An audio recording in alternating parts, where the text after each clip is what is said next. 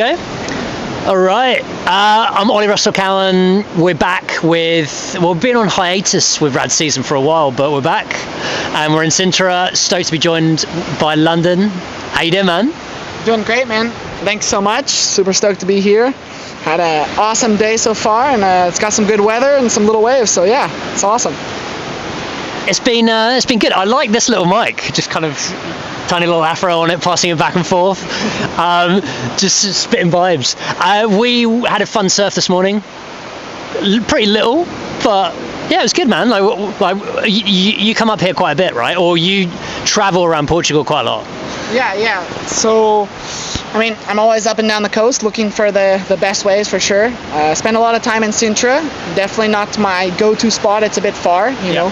And when the waves are small, there's so many places like up by Peniche, Nazaré, which is closer to home for me, where we can find surf. So it's definitely not a place I go to, but it's definitely a place coming to when it's good for sure. And I'd love to jump back into, just to get a bit of backstory, because you're originally from the US, grew up in Hawaii, also California.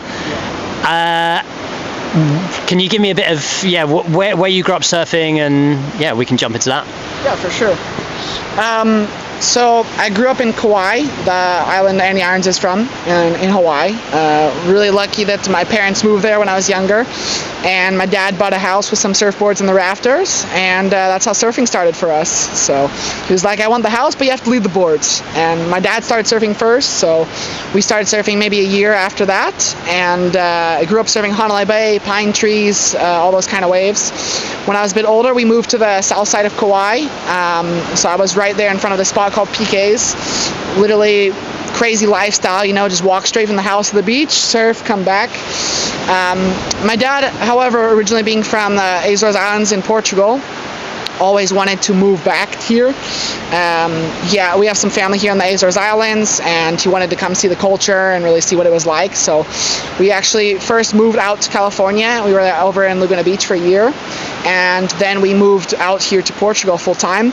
At first, it was kind of just some visiting trips. Went to the Azores, saw the family, went here, so we're like all over exploring Portugal, full touristy stuff. And then I started chasing the QS here in Europe. And so that was kind of like the full-time gig, just up and down the coast, France, Portugal, Morocco, Spain, everything. And then we finally decided to make the move out here full-time. And how is that, making the move over here, doing the QS, doing the grind there? Like we were talking about it briefly just in the water when we went for a surf, and moving over from Hawaii, from over there, coming to Europe, and then competing out here. How is that, Jen? I mean, it was definitely a big difference. Competing in Hawaii was really cool because we had always kind of big waves, and we had good surfers in Hawaii, but there was not a lot of really good surfing kids when I was growing up there. So when I came to Europe, I was really impressed with the level. France has some really amazing surfers. I think some of the best all around the world at the junior to QS level. So that was a really big, I'd say, shock to come compete against the kids and see the level at such a young age. Doing the QS over here is really amazing. Used to be, at least, because we used to have the full European circuit. So we had events in France, we had Morocco, we had Spain, we had 3 here in Portugal, England, and a couple other places that I'm not remembering right now off the top of my head. So it was quite a full circuit with various different types of waves and kind of stuff. But recently, about 2 years ago now, the WSL kind of changed their format, and we lost a lot of our events, which was a little bit of a pity. We don't even have a single event in Portugal at this moment that's confirmed. So. Oh, really? Yeah. We don't. We used to have Caparica, we used to have Santa Cruz, and then they would do a Pro Junior in Espinho, and they're no longer doing any of the 3 events for the last year or so. So it's going to be really interesting to see if we're going to actually have more QSs in Portugal or not. Yeah. And what's now, I guess, the focus? Love to get into chasing Portugal and talk about that, but are you still sort of trying to combine free surfing along with competing? Yeah, absolutely. I mean, competing's something that I've always done, and I'd say it will always kind of be part of me. As a person, I'm definitely very competitive, especially in sports. I love to push myself against other people. the QS was always a really fun thing to do, and I think it's something that helped my surfing a lot. But at the same time, I've kind of taken a slightly different path for multiple reasons. What I do, especially at Chasing Portugal, is like lifestyle content creation, and I think there's a lot more money and opportunities for surfers these days kind of doing that kind of thing than doing the QS. It's very expensive also to do the QS, and you have a lot of like shit waves, unfortunately, on the tour, whereas you can spend less or the same money and go surf really good waves and create awesome content, and kind of have a really cool lifestyle.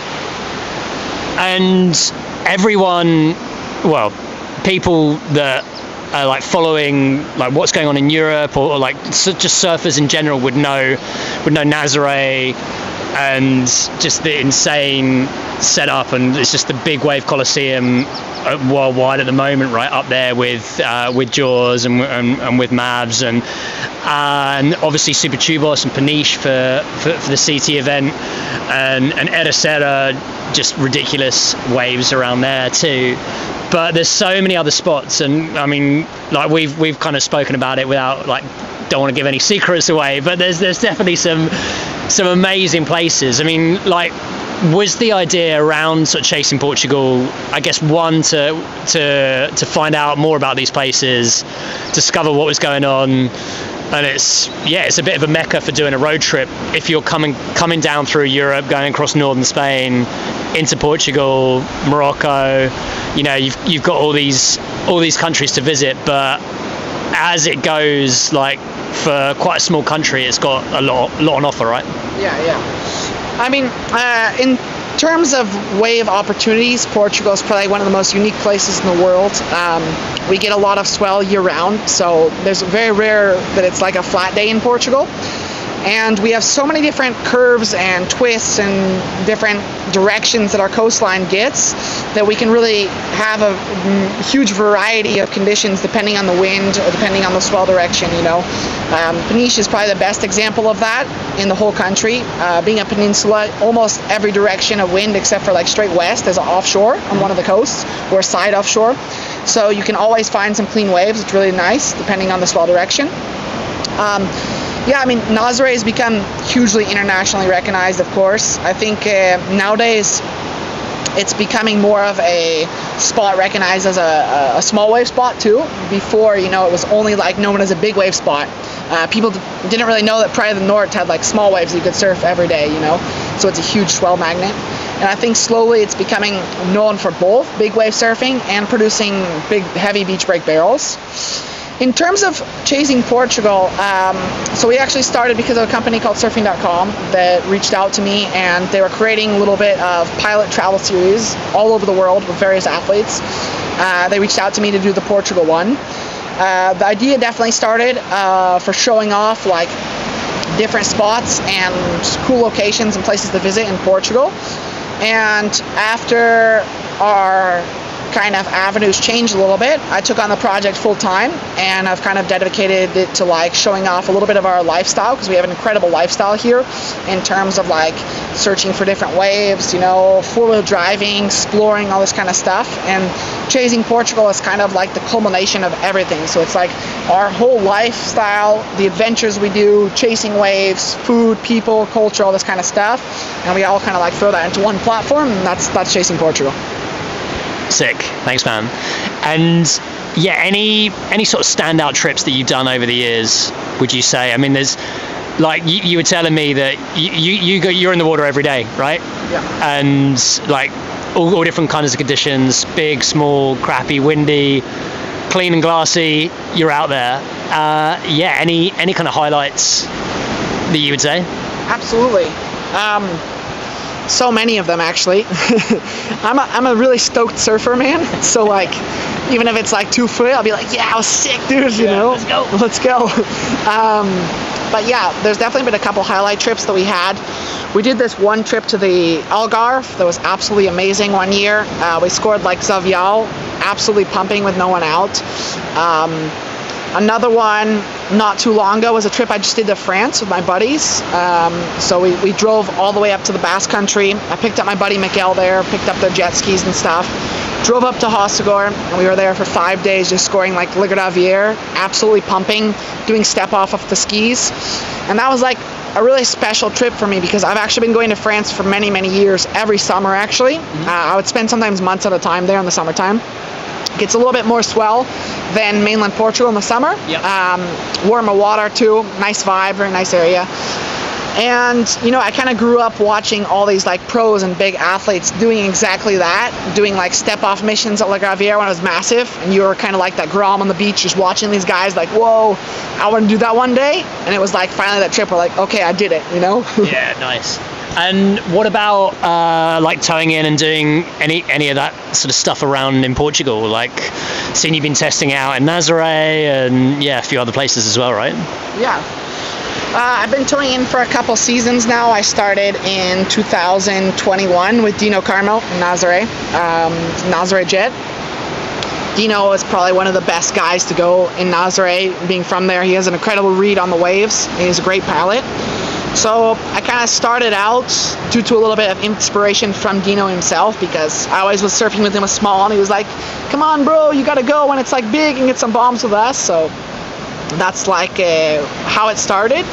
And after that, I've slowly gained a love for big wave surfing. I have a huge respect for people that paddle in to Nazaré or any other big wave, because paddling is definitely one of the most difficult things you can do. Anyone can tow in. You can be a terrible surfer, man, and tow in, because you're basically just getting pulled in and you're already on your feet and everything. As long as you can kind of hold a line and not fall off, anyone can tow in, man, and you got the balls to go. But it brings a different fun side of things. Like, if you're going to go surf Nazaré paddling in, you're lucky if you're going to get like one big barrel, maybe. It's like a once in a lifetime thing. Yeah. Whereas towing in, you're getting like 20 barrels in one session, or 20 sick waves. So I think it's just a tool that's should be part of the quiver, almost in a sense, for surfers. Like, certain conditions for towing in are awesome. And it's a great experience just being able to whip into a bunch of waves and get a bunch of practice in, And like you were saying, I mean, like the barrier of entry, like if you've got the equipment and you've got the balls to go and tow into these waves of consequence pretty much when it's on. What are your thoughts about, like, there's just a lot more people that are then doing that now when it's on and it's sort of a good day at Nazaré. Yeah, what do you feel about that? Is it kind of controlled, or is it just mayhem out there? Good question. Like, I think everything in surfing, we're slowly experiencing more and more crowd everywhere. It's just a fact. More and more people want to surf. Less and less spots are secret. I don't think it's something to be mad about. It's the way that kind of sports eventually get to when they become popular, of course. A little bit different in the ocean than, like, for example, a skate park, where in a skate park anyone can come there and there's always enough space pretty much for everyone to skate and take turns, where the ocean, sometimes in a session there's like only a couple waves per set and that kind of stuff, so we can get a little bit more confusion that way. In terms of the jet skis in Nazaré, there's days when it's out of control for sure. It's a very accessible thing in terms of if anyone who has a lot of money can easily buy a jet ski, and get out there and do it. But you need training, you need experience. And I think the biggest part of confusion that comes from is the people that just go out there and they don't have any training. And I think that's a lack of respect. If you don't know what you're doing, you really should not be out there, because it's not only dangerous to yourself, but it becomes dangerous to other people in those conditions, So I think that's the only thing we have to worry about. It's kind of like people that don't properly go through the efforts of learning stuff correctly, I'm just starting to tow in myself in terms of like driving people as well. I've been surfing for years towing in, but I've been just starting now to actually drive for the first time. And it's really something that takes a lot of practice, and you need to go with someone who knows what they're doing to really teach you, because it's not something like you can't just show up and like mess up. Because if you mess up, you're breaking a $25,000 jet ski, and you're potentially like hurting yourself or a partner, or even killing someone maybe, I've heard Coddy talk about that, where he's like, I guess McNamara kind of brought him in to the fold and go, that's like almost the first question he asked him was, can you ride a jet ski? Like, it's like you got to know what you're doing when it is that size, right? And you're towing someone in, and you've got their life in your hands essentially, and then kind of going in and out. When you're talking about like training for it, how would you go about that in terms of, I guess it's everything from water safety, knowing about the ski, equipment, everything, right? Yeah, so it's a mix of things. There luckily now are people out there like Almida and the Marseilles, for example, that teach you actually this kind of thing. They provide full-on jet ski, big wave training courses. It's expensive, but it's worth it, The best, of course, if you have a bait on the end, like Garrett was the Coddy or someone like that, that can kind of like show you the ropes, for sure. That's someone that's very experienced. But yeah, nowadays we do have people that teach this kind of thing. It comes down to two things, the actual training and knowing how and understanding of it, and the actual experience factor as well. Because you can have all the theory, have all the training, but it takes many, many seasons and many years of training with real experience to kind of actually get the hang of it. And experienced drivers make mistakes every day. It's the ocean, it's unpredictable. Even if you understand your machine really well and you understand the ocean really well, something can always happen. So it's kind of also a factor of being ready to deal with what happens when it does, Thanks, man. And like now, I guess like moving into like everything around chasing Portugal and creating content.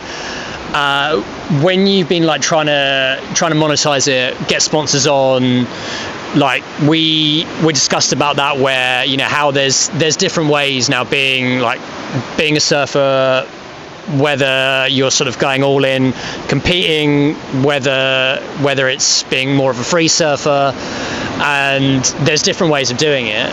And yeah, what did you kind of think about, or what are your goals when you kind of look to think, okay, how am I going to make this? How can I essentially make this my job? Yeah. I think that's a good question, and I don't think there's one straight answer to it. I think it's applicable to everybody in their kind of own way. You kind of have to find like your own niche and way to make yourself marketable, for sure. That's a little bit what this sport's about. For me, the goal obviously was to get paid just to go fucking surf good waves, I mean, that's the dream, right? Just to go like on surf trips to Indo and like make crazy content, But in the reality of things, like, you have to bring value to a brand, And going on trips to like Indo and kind of stuff, that was like a thing that brought value maybe in the 2000s or something, If it was a boat trip or something. And yeah, maybe, right? Exactly. If it was a boat trip or something, that would bring value to brands. But today, I think what really brings value to brands is like the lifestyle content. I try to do something where I don't directly sell products or for brands that work with me. So I believe in a marketing by association. Basically, like, if I'm telling you, like, I'm a Red Bull athlete, and I'm saying, hey, go buy Red Bull, it's really good, People get turned off by it, right? No one's going to buy it, and they're even going to shun it, But if you're just doing your lifestyle and the Red Bull's there, it becomes associated with you, And maybe that will stick in someone's head a little bit differently. People can kind of see themselves using it, Same thing with like whatever the product it is you're marketing. And that's kind of like what we try to do at Chasing Portugal is we work with brands and products that incorporate well into our lifestyle that we can really show will bring something of value to another person, And this is gone out of the surf industry, so it's more kind of like looking at, I guess, what brands would fit in, whether that's like looking at different tourism boards or something that then they want their area or their products or services amplified. Can you talk about like more about that? Yeah, for sure. Surfing is a really small market. Okay, as surfers, we think it's like the only thing that exists on planet Earth, but the reality of it is not really many people care about surfing. It's like a cool action sport that's like on the side, and it's nothing like comparable to football or any of that kind of stuff, right? So I think that we have to go a little bit outside the box of surfing and market ourselves with lifestyle and other activities, and the surfing's part of it, and it brings some of the action to it for sure, but it's not the main thing for sure. I think that one of the most important things we can do is search for brands outside the surf industry a little bit, I think that's where we're going to have a lot of opportunities in the future to create content that can be sold with surfing and associated with it, but it's not directly